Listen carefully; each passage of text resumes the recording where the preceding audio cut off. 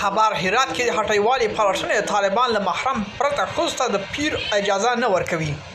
نور حال را سره په ویډیو کې وګورئ. طالبان ته په هرات کې د ښځینه توکو هټیوال له خبرداري ورکړې چې وروسته له دې چې باید له محرم پرته ښځو ته اجازه ورنکړي چې هټیو ته یې دننه شي.